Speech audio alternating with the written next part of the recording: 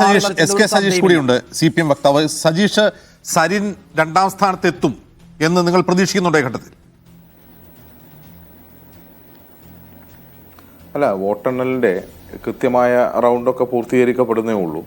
എന്തായാലും ഇടതുപക്ഷം നേരത്തെ ലഭിച്ചുകൊണ്ടിരുന്നതിനേക്കാൾ കൂടുതൽ വോട്ട് നേടാൻ സാധ്യതയുള്ള രീതിയിൽ തന്നെയാണ് മുന്നോട്ട് പോയിക്കൊണ്ടിരിക്കുന്നത്.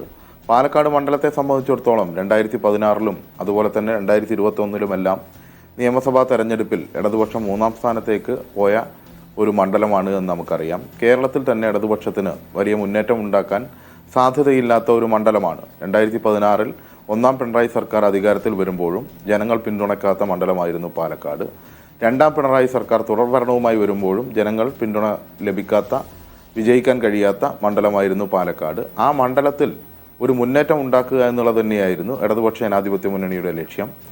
ഇപ്പുറത്ത് ചേലക്കര പരിശോധിക്കുമ്പോൾ അത് നമുക്ക് വ്യക്തമായി കാണാൻ വേണ്ടി കഴിയുന്നു. എങ്ങനെയായിരുന്നോ 2016-ൽ ഇടതുപക്ഷ ജനാധിപത്യ മുന്നണിക്ക് ഭരണം നൽകാൻ വേണ്ടി കേരളം തീരുമാനിച്ചത്, അതേ നിലയിലുള്ള ഒരു മുന്നേറ്റം ചേലക്കരയിൽ കാണാൻ വേണ്ടി കഴിയും.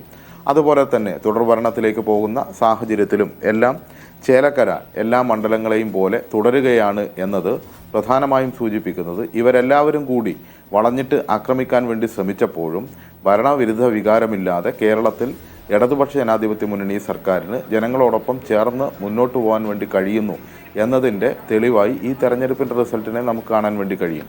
ആകെ റിസൾട്ട് വന്നു കഴിയുമ്പോൾ അതിൻ്റെ കണക്കുകൾ പരിശോധിക്കുമ്പോഴെല്ലാം ജനങ്ങൾ ഇടതുപക്ഷ ജനാധിപത്യ മുന്നണിക്കൊപ്പം തന്നെയാണ്. കേരളം നിന്ന ഘട്ടത്തിലെല്ലാം നിന്ന പോലെയാണ് ഈ തെരഞ്ഞെടുപ്പിലും നിൽക്കുന്നത് എന്ന് ബോധ്യമാകാൻ വേണ്ടി കഴിയും. അല്ല ശരി, 6284 വോട്ടിന്റെ വ്യത്യാസം ഇപ്പോൾ BJP ആയിട്ട് ഒരു 3000 പിടിച്ചാൽ മറിയേണ്ടതാണ്. അങ്ങനെയാണെങ്കിൽ ഇപ്പോൾ സജീഷ് പറയുന്ന ആ ഒരു കണക്കുണ്ടല്ലോ, ഭരണവിരുദ്ധ വികാരമില്ല എന്ന് തെളിയിക്കാൻ പറ്റും.